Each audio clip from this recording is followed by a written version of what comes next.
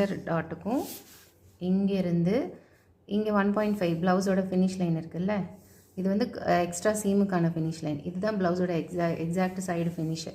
இங்கேருந்து இந்த லைனை டச் பண்ணி இப்படி வெளியில் எடுத்துகிட்டு போயிடுங்க. இந்த பாயிண்ட்டு டச் ஆகணும். இப்படி கொடுத்துட்டிங்க அப்படின்னா இப்போது உங்களுக்கு ஃப்ரண்ட்டுக்கான ஷேப் கிடச்சிருக்கிறது கிளியராக தெரியும். இப்போ நம்ம ஃப்ரண்ட்டை எப்படி கட் பண்ண போகிறோம் அப்படின்னா, இங்கேருந்து இந்த பிளாக் மார்க் இருக்குது இல்லையா, இதில் கொண்டு வந்து இப்படி கட் கொடுக்க போகிறோம். இதுதான் ஃப்ரண்ட்டோட ட்ராயிங். இதில் நம்ம லைட்டாக இந்த இடம் வந்து உங்களுக்கு வி ஷேப் இல்லாமல் ஒரு சின்ன கர்வ் ஒன்று கொடுங்க.